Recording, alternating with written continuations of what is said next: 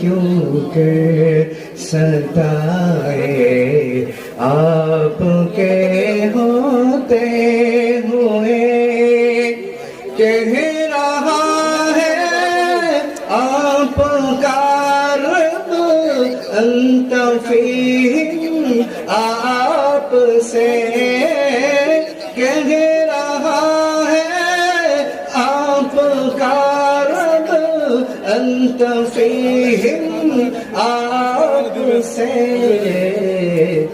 সবাই চিৎকার বলি সুবহানাল্লাহ।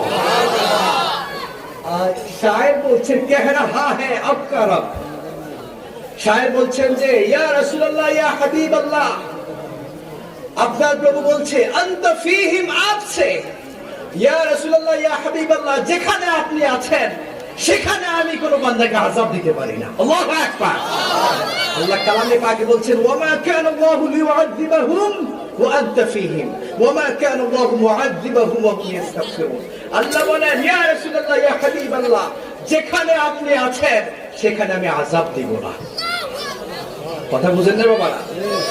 যেখানে আপনি আছেন সেখানে আমি আযাব দিব না। পূর্বে অনেক নবী রাসূলদের উম্মতদেরকে আল্লাহ পাক আযাব দিয়ে ধ্বংস করে দিয়েছেন। অনেক নবীরা দোয়া করেছেন, অনেক নবীরা বনি ইসরাঈলের দোয়া করেছেন। লুআনা রাসূল আলা লিসানি দাউদ ওয়া ঈসা ইবনে মারইয়াম, ঈসা রূহুল্লাহ দোয়া করেছেন, লুআনা অভিশপ্ত দিয়েছেন তার যারা বদ উম্মত আছে তাদেরকে। আলা লিসানি দাউদ আলাইহিস সালাম অভিশপ্ত করেছেন। কিন্তু আমার নবী দো জাহান এমন দোয়া করেছেন যার উপর অত্যাচার করা হয়েছে, তিনি আল্লাহর দরবারে দোয়া করেছেন আল্লাহুম্মা হদি কওমি ফাইন্নাহুম লা ইয়ালামুন, ও আল্লাহ তুমি তাদেরকে ধ্বংস করে দিও না। আল্লাহ তারা আজকে যদি ধ্বংস হয়ে যায় আগামী দিন আমাকে কে নবী বলে স্বীকৃতি দিবে? ও আল্লাহ তুমি তাদেরকে বাঁচিয়ে রাখো, আল্লাহ তাদেরকে হেদায়েত দাও। কিন্তু আল্লাহর নবী যদি একবার হাত তুলে দোয়া করতেন, জিবরাইল আমিন সাথে সাথে দুই পাহাড় দুই দিক থেকে এনে মুহূর্তের মধ্যে মক্কা নগরী তায়েফ নগরী ধূলিসাৎ করে দিত। আল্লাহু আকবার। কিন্তু আল্লাহর নবী বদদোয়া করেন নাই, দোয়া করেছেন আল্লাহ তাদেরকে হেদায়েত দাও। এজন্য কবি বলছেন কহ রাহা হে আনতা রব আনতা ফীহিম আপসে, আপকা রব আনতা ফীহিম আপসে, क्यों इन्हें दो में सजाए आपके होते हुए हाल दिल किसको सुनाए आपके होते। আল্লাহ আমাদের সবাইকে কবুল করে সকল বলে আমিন। আপনাদের আলোচনা শোনার ধৈর্য আছে? বাবার আওয়াজ করে বলেন ধৈর্য আছে? বক্তব্য দেওয়া শুরু করেছি, ওয়াজের স্টাইল এমনও যাইতে পারে না, কিন্তু সময় চলে গিয়েছে। আলহামদুলিল্লাহ, সর্বাবস্থায় আলহামদুলিল্লাহ। কি বলবো? আলহামদুলিল্লাহ আলা কুল্লি হাল, যে অবস্থায় থাকি আলহামদুলিল্লাহ। আল্লাহ পাক শিখিয়ে দিচ্ছেন আলহামদুলিল্লাহিল্লাযী আযহাবা আন্নাল হাযান, আল্লাহ পাক আমাকে সমস্ত কষ্ট, সমস্ত চিন্তা, সমস্ত সংখ্যা থেকে দূরে রেখেছেন। আলহামদুলিল্লাহ। আওয়াজ করে বলেন আলহামদুলিল্লাহ। কোথায় গিয়েছিলাম সাজদা শেষ করতে পারি নাই, যাই হোক ওইটা বাদ। আমরা আজকে জানবো মুজাদ্দিদ আল-ফিসানি রাহিমাহুল্লাহ এই তরিকতের যিনি ইমাম, এই তরিকতের কি যিনি ইমাম, এরা জানানা আছেন বিত্তার্তিক যত আল্লাহর ওলিরা এই খেলাফত নিয়ে এসেছেন, সবার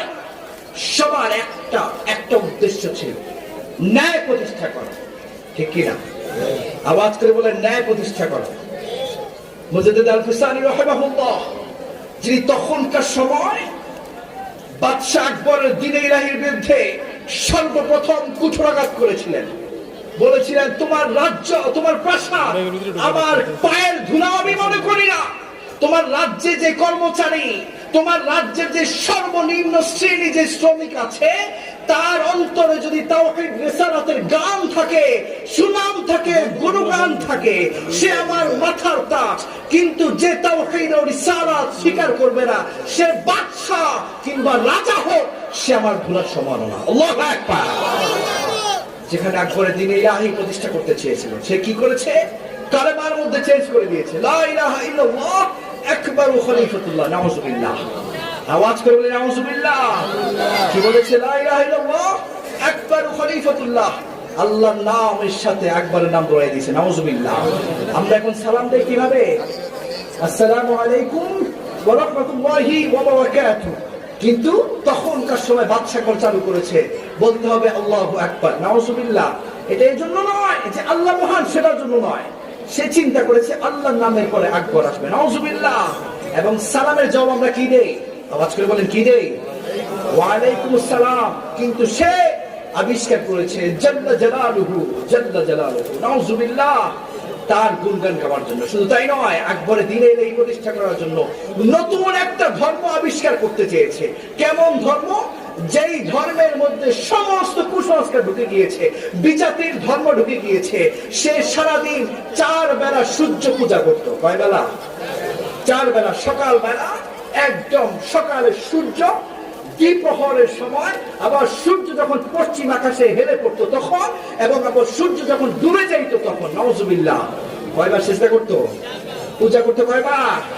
4 বার সূর্যের পূজা করতো। শুধু তাই নয়, তার অনুসারী কেউ যদি মারা যাইত, সে কবরের এক পাশ যেখান থেকে সূর্য উঠে পূব দিকের একটা পাশে সে জানালা রেখে দিত। নাউজুবিল্লাহ। কবরের মধ্যে জানালা রাখতো কি জন্য? সে চিন্তা করতো জানালা দিয়ে সূর্যের আলো ঢুকবে, তখন আমার যারা অনুসারী আছে তারা সমস্ত সূর্যের আলোতে পাপ মুছে যাবে। নাউজুবিল্লাহ। আওয়াজ করে বলি না নাউজুবিল্লাহ। আকবর চেয়েছে দিনের এই প্রতিষ্ঠা করতে। সে নতুন করে একটা আহাদনামা বানিয়েছে, লিখতে হবে তার ধর্মের মধ্যে যদি কেউ ঢুকতে চায়, সে বলতে হবে আমি অমুকের ছেলে অমুক, অমুকের ছেলে অমুক। পূর্বে আমার যে দিন ছিল, আমার বাবা যে দিন ইসলামের ধর্ম অধ্যুষিত ছিল, সেই দিনকে বাদ দিয়ে আমি দ্বীন ইলাহি প্রতিষ্ঠা করবো। নাউজুবিল্লাহ। আমি নতুন ধর্ম ঢুকিয়ে দিব। এমন কেমন ধর্ম? যেই ধর্মের মধ্যে হিন্দুরা যেভাবে সূর্যের পূজা করে, গাছের পূজা করে, শুকুরের পূজা করে, বানরের পূজা করে, যদি হিন্দুরা করে না অন্য ধর্মের করে, যত ধর্মের যত কুসংস্কার আছে আকবর সেটা ঢুকিয়ে দিয়েছে। আমারটা তো নাই। আওয়াজ করে বলি নাউজুবিল্লাহ। কষ্ট হচ্ছে বাবা? কষ্ট হচ্ছে? আকবর কি করেছে? সমস্ত পূজা ঢুকিয়ে দিয়েছে। শুধু তাই নয়, তার রাজ্যের মধ্যে ঘটনা দেওয়া হয়েছে যেখানে আল্লাহ বলেছেন আল্লাযীনা ইয়াকুলুনা রিবা লা ইয়াকুমুনা ইল্লা কামা ইয়াকুমুল্লাযী ইয়াতাখাব্বাতুহু আশ-শাইতানু মিনাল মাস। আল্লাহ যেখানে সুদকে হারাম করে দিয়েছে, আকবর তার রাজ্যের ঠিক সামনে একটা সুদের ঘর খুলে দিয়েছে। নাউজুবিল্লাহ। যেখান থেকে সুদ এবং জুয়া চলতো। কি চলতো? সুদ এবং জুয়া। রাষ্ট্রের যত দিন, ইসলামের যত কিছু আচার আচরণ ছিল, সব কিছু উল্টো করে আকবর প্রতিষ্ঠা করতে চেয়েছিল। বাবারা কথা বুঝতেছেন আপনারা? সে সব উল্টা করেছে এবং তার রাজ্যে ঢুকার আগে, তার প্রাসাদে ঢুকার আগে সবাই তাকে সিজদা করতে হবে। নাউজুবিল্লাহ। সেই সময় আকবরের এই দ্বীন ইলাহির সাথে কারা জড়িত ছিল জানেন? যারা উলামায়ে সু, যারা উলামায়ে সু, আলেম নামের কলঙ্ক, যারা আলেম ছিল, তারা আকবরকে বলতে আপনি এরকম এরকম করেন। বর্তমানে উলামায়ে সু আছে না নাই? আছে না নাই? আলেম নামের কলঙ্ক যারা তখন মুজাদ্দিদ আল-ফিসানিকে বলেছে আপনি তাকে জেলখানায় বন্দী করে দেন, যদি না করেন বাদশা আপনার বাদশাহিত্ব চলে যাবে, আপনার রাজত্ব থাকবে না। কিন্তু মুজাদ্দিদ আল-ফিসানি রাহিমাহুল্লাহ তিনি বলেছেন আমার জান যাবে যাবে, আমার গর্দান যাবে যাবে, কিন্তু আমি দ্বীন ইলাহির কাছে আমি মাথা নত করব না। চিৎকার করে বলি আল্লাহু আকবার। আমরা সেই তরিকার ইমামদেরকে পেয়েছি। কাদেরকে? সেই তরিকার ইমামদেরকে পেয়েছি। মুজাদ্দিদ আল-ফিসানি হতে শুরু করে একদম সুফি সাঈদুর রহমানের সন্তান, সুযোগ্য সন্তান আল্লামা মুজিবুল হক রাহিমাহুল্লাহ। কারা? আল্লামা মুজিবুল হক রাহিমাহুল্লাহ। তারা সন্তান, সুযোগ্য সন্তানরা আছেন, খেদমত করে যাচ্ছেন। বলতেছিলাম আমরা ইনসাফের প্রতিষ্ঠা করবো ইনশাআল্লাহ। রাজি আছি তো সবাই? কি প্রতিষ্ঠা করব? আওয়াজ করে বলি ইনসাফ। কি প্রতিষ্ঠা করব? ইনসাফ প্রতিষ্ঠা করব, ন্যায় প্রতিষ্ঠা করব, সততা প্রতিষ্ঠা করার জন্য। ইনসাফ যদি আপনার দিলের মধ্যে না থাকে, আপনি সারাদিন সিজদা দেন, আপনার সিজদার কোনো লাভ হবে? আওয়াজ করে বলি লাভ হবে? কারো ক্ষতি করে আপনি যদি সিজদা দিতে থাকেন লাভ হবে? আপনি যদি দান করতে থাকেন লাভ হবে? আল্লাহ নবী বলেছেন লা তুকবালুস সালাতু বিগায়রি তুহুর ওয়ালা সাদাকাতান মিন গুলুল। যেখানে পবিত্রতা ছাড়া যেভাবে নামাজ হয় না, সেখানে সাদাকার টাকা যদি হালাল না হয়, সেটা কি হবে না? আদায় হবে না। এজন্য আমরা কি করব? ইনসাফ প্রতিষ্ঠা করব। বাবা রাজি আছে তো সবাই? আপনাদের ধৈর্য মনে চলে যাচ্ছে। আল্লাহ পাক বলেন يا أيها الذين آمنوا كونوا قوامين لله شهداء بالقسط ولا يجرمنكم شنآن قوم على ألا تعدلوا اعدلوا هو أقرب للتقوى আল্লাহ পাক বলেন, ও ঈমানদাররা, তোমরা যারা আছো, তোমরা যারা মুমিন বান্দা আছো, তোমরা যারা সালেহ বান্দা আছো, তোমরা যারা খালেস বান্দা আছো, তোমরা আল্লাহর উদ্দেশ্যে সঠিক সাক্ষ্য দাও। কি করো? সাক্ষ্যটা যেন তোমাদের সত্য হয়, এখানে কোনো ডিপ্লোমেসি হওয়া যাবে না। ওয়ালা ইয়াজরিমান্নাকুম শানআনু কওমিন আলা আল্লা তা'দিলু, যদি সেখানে তোমার কোনো শত্রু থাকে, কোন শত্রু যদি হয়, কিন্তু তুমি সুযোগ নিচ্ছ যে আমার শত্রু বলে আমি তার উপর অন্যায়ভাবে তার বিচারটা সঠিকভাবে করবো না, এটা যেন না হয়।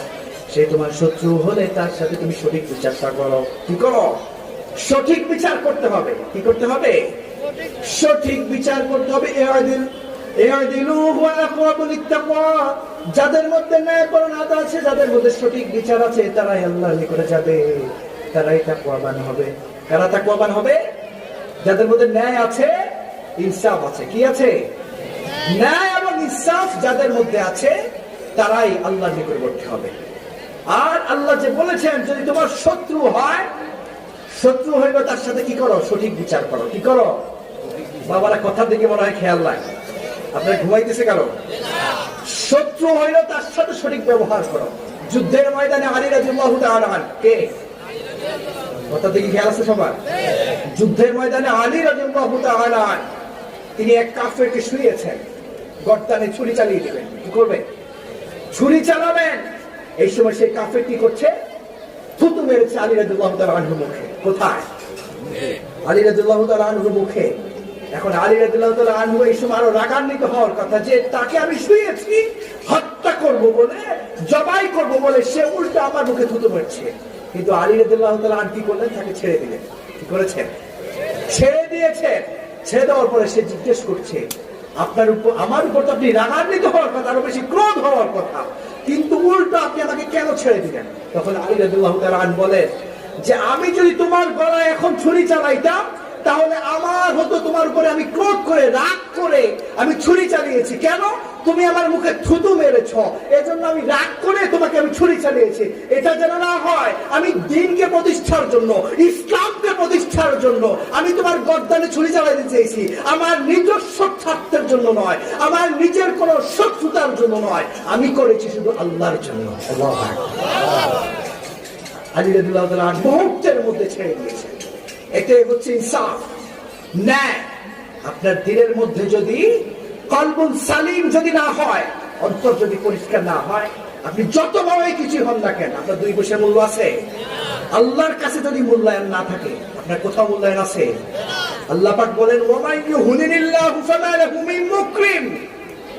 যাকে আল্লাহ অপমানিত করতে চায়, যাকে আল্লাহ অপমানিত করতে চায়, তাকে কেউ সম্মানিত করতে পারবে? আওয়াজ করে বলি না, সম্মানিত করতে পারবে? আল্লাহ বলছেন, আল্লাহ যাকে ইজ্জত দিবে তাকে কেউ নামাইতে পারবে না, আল্লাহ যাকে নামিয়ে দিবে তাকে কেউ ভেঙে পারবে না। ঠিক কিনা বাবারা? আওয়াজ করে বলেন ঠিক কিনা? সবাই একসাথে একটু দুরূদ শরীফ করবো। আল্লাহুম্মা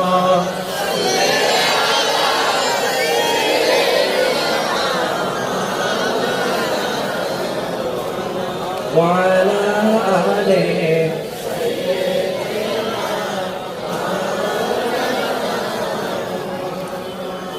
ন্যায় ইনসাফ প্রতিষ্ঠা করার জন্য আমাদের সকলের দরকার আছে না নাই? ন্যায় বুঝেন তো বাবারা? ন্যায় বুঝেন তো? ইনসাফ বুঝেন তো? ওমর রাদিয়াল্লাহু তাআলা আনহু তিনি বলেছেন, ইসলাম হচ্ছে একটা দুর্গ। ইসলাম কি? একটা দুর্গ, একটা বিশাল দুর্গ, বিশাল রাজ্য। এটার দেয়াল হচ্ছে সত্য। এটার দেয়াল কি? সততা। এটার দেয়াল কি? সততা, সত্যতা। আর এটার দরজা হচ্ছে ন্যায় পরায়ণতা। আল্লাহু আকবার। এটার দরজা হচ্ছে ন্যায় প্রতিষ্ঠা করা, ইনসাফ প্রতিষ্ঠা করা। আপনি যেই দরবারের মুরিদ হন না কেন, যেই জায়গার খাদেম হন না কেন, আপনার কলবের মধ্যে যদি ন্যায় না থাকে, আপনার ঘরের মানুষ যদি আপনার পক্ষে কথা না বলে, আপনার এলাকার মানুষ যদি আপনার পক্ষে কথা না বলে, আপনার আশেপাশে আত্মীয় স্বজন যারাই আপনার পক্ষে কথা না বললে, আপনি তাহলে ন্যায় ইনসাফকারী নয়। আপনি ন্যায় কি নয়? ইনসাফকারী নয়। ইনসাফকারী হতে হলে অনেক বড় দায়িত্ব আপনাকে নিতে হবে। বুঝতে পেরেছেন বাবারা? ওমর রাদিয়াল্লাহু তাআলা তিনি প্রায় ৩২ লক্ষ বর্গ কিলোমিটার রাজত্ব ছিলেন। কত লক্ষ? আওয়াজ করে বলেন, কত লক্ষ? বাংলাদেশ কত লক্ষ কিলোমিটার? ১,৪৭,৫৭০ বর্গ কিলোমিটার। আর ওমর রাদিয়াল্লাহু তাআলা তিনি প্রায় ৩২ লক্ষ বিশাল পৃথিবীর অর্ধ জাহানের যিনি খলিফা ছিলেন। আল্লাহু আকবার। সে ওমর রাদিয়াল্লাহু তাআলা তিনি রাত্রি যখন শুইতেন একটা খেজুরের বিছানায় শুইতেন। আল্লাহু আকবার। তারা বালিশটা থাকতো খেজুরের পাতা দ্বারা বালিশ বানাতো। কত বিশাল রাজ্য! আর কিভাবে তিনি শুইতেন? তিনি ইনসাফ প্রতিষ্ঠা করার জন্য তার সন্তানকেও ছাড়েন নাই। কাকে ছাড়েন নাই? ছেলেকেও ছাড়েন নাই। আব্দুল্লাহ ইবনে ওমর রাদিয়াল্লাহু তাআলা তারা ছেলেকে বুঝেন তো বাবার কথা? আমি এখন বক্তব্য দিচ্ছি, ওয়াজের সেই মুড নাই। আব্দুল্লাহ ইবনে ওমর রাদিয়াল্লাহু তাআলা তিনি বিখ্যাত সাহাবী ছিলেন। তার ছেলে, কার ছেলে? আওয়াজ করে বলেন, কার ছেলে? ওমরের ছেলেকে আব্দুল্লাহ একদিন বাজার থেকে একটা জীর্ণ শীর্ণ একদম হাড্ডি গুটি বের হওয়া একটা উট কিনে নিয়ে এসছে বাজার থেকে। কোথা থেকে? বাজার থেকে উট কিনে নিয়ে আসার পরে সে দেখলো এটা একদম জীর্ণ শীর্ণ, কম দামে পেয়েছে, বাজার থেকে কিনে নিয়ে আসছে, এনে নিজে এটাকে পালছে। এখন দেখলো যে আমার ঘরে তো তেমন খাবার নাই, এই উটের খাবার নাই, আমি কি করি, রাজ্যের যে কোষাগার, আমার বাবা তো রাজ্যের খলিফা, রাজ্যের যে কোষাগার আছে সেখান থেকে আমি ওকে একটু খাওয়াই, এতে তেমন ক্ষতি নাই, বাইতুল মাল থেকে একটু খাওয়াই, তাকে হৃষ্টপুষ্ট করি, তারপরে বাজারে বিক্রি করে দিই। কিছুদিন যাওয়ার পরে সেই উট অনেক সুন্দর হৃষ্টপুষ্ট হয়ে গিয়েছে, বাজারে নিয়েছে বিক্রি করার জন্য। এখন দূর থেকে খলিফাতুল মুসলিমিন, খলিফাতুল মুমিনিন ওমর রাদিয়াল্লাহু তাআলা আনহু তিনি দেখলেন, দেখার পরে কাছে চলে আসছেন, বলেন যে আব্দুল্লাহ তুই এত সুন্দর উট কোথা থেকে পেলে? তোকে তো এত সুন্দর উট দেখি নাই, এটা ছিল জীর্ণ শীর্ণ। তখন আব্দুল্লাহ বলে, বাবা এটা জীর্ণ শীর্ণ ছিল, কিন্তু আমি সেখানে বাইতুল মাল থেকে একটু করে খাইয়ে তাকে একটু হৃষ্টপুষ্ট করে আজকে বিক্রি করে দিতে আসছি। এটা বলার পরে ঠিক আছে, বাবা বলে ঠিক আছে বিক্রি করো, তোমার সাথে ঘরে দেখা হবে।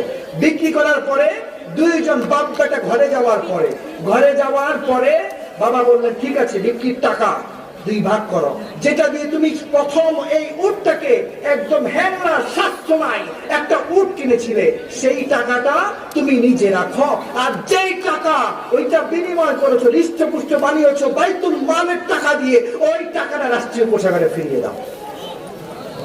বুঝেন নাই বাবা? তাহলে আল্লাহু আকবার কোথায়? কথা বুঝেছেন? ন্যায় প্রতিষ্ঠা করতে হবে, সেটা কে হোক, চাইলে সবার দ্বারা সম্ভব। আপনি প্রত্যেক ঘরের এক একজন নেতা না, আপনি ঘরের বাবা না, আপনি ঘরের ভাই না, আপনি ঘরের সন্তান, মানে আপনার হাতে অনেক দায়িত্ব। ন্যায় প্রতিষ্ঠা করতে হবে, ইনসাফ প্রতিষ্ঠা করতে হবে। আপনি ঘর সুন্দর করবেন, বাহির সুন্দর করবেন। যিনি রাষ্ট্রের নেতা আছেন, যিনি chairman, MP, member, parliament member যারাই আছেন সবার এক একটা নির্দিষ্ট জায়গা আছে, সেখান থেকে ইনসাফ প্রতিষ্ঠা করতে হবে, ঠিক কিনা? আবার আপনি ছোট মানুষ বলে আপনার মধ্যে ইনসাফ না থাকলে এমন যেন না হয়, ঠিক কিনা বাবারা? ইনসাফ প্রতিষ্ঠা করতে হবে, সবাইকে সামনে এসে কথা বলার সুযোগ দিতে হবে। একদিন ওমর রাদিয়াল্লাহু তাআলা তিনি খুতবা দিচ্ছেন, কি করছেন? খুতবা দিচ্ছেন জুমার দিনে। খুতবা দেওয়ার সময় হঠাৎ করে একজন দূর থেকে এসে বলছে, ও খলিফাতুল মুসলিমিন, আমরা গনিমতের মাল থেকে যে জামা পেয়েছি, যে জুব্বা পেয়েছি, আমাদের গুলা ছোট ছোট, কিন্তু খলিফাতুল মুসলিমিন আপনার জুব্বা কেন এত বড়, এত সুন্দর? আপনি তো এত সুন্দর হওয়ার কথা না, আপনি সবাইকে সুষম বন্টন করবেন, সবার কাছে সমান হক, সবার কাছে সমান আদায়। তখন ওমর রাদিয়াল্লাহু আনহু চুপ হয়ে গেলেন, সাথে সাথে সন্তান দাঁড়িয়ে গিয়েছে। কে দাঁড়িয়ে গিয়েছে? ওমর রাদিয়াল্লাহু আনহুর সন্তান দাঁড়িয়ে আব্দুল্লাহ ইবনে ওমর বলছে, ও সাহাবী আযম, তুমি রাগ করিও না, তুমি এটা মনে করিও না যে আমার বাবা জোর করে রাষ্ট্রের হক নষ্ট করে আমার বাবা বড় জামাটা দখল করেছে, এমন নয়, এমন নয়। আমার বাবা আমার জামাটুকু নিয়ে, আমার বাবার জামাটুকু নিয়ে তালি দিয়ে জোড়া করে একটা জামা বানিয়ে পড়ছে। আল্লাহু আকবার। বাবার জামা, সন্তানের জামা, জুব্বাটাকে একসাথ করে বানিয়ে নিজে পড়ছে, ইনসাফ প্রতিষ্ঠা করেছে, কারো প্রতি জুলুম করে নাই। এটাই হচ্ছে সবার জন্য নীতি, ইনসাফ। আল্লাহ বলেছেন ওয়াতাম্মাত কালিমাতু রাব্বিকা সিদকাও ওয়া আদলা লা মুবাদদিলা লিকালিমাতি। আল্লাহ বলেছেন আল্লাহর কালামের মধ্যে ন্যায়, সততা, সত্যতা, সমতা সবকিছু আছে। আল্লাহর কালামের কোনো পরিবর্তন আছে? আল্লাহর কালামের কোনো পরিবর্তন আছে? লা মুবাদদিলা লিকালিমাতিল্লাহ।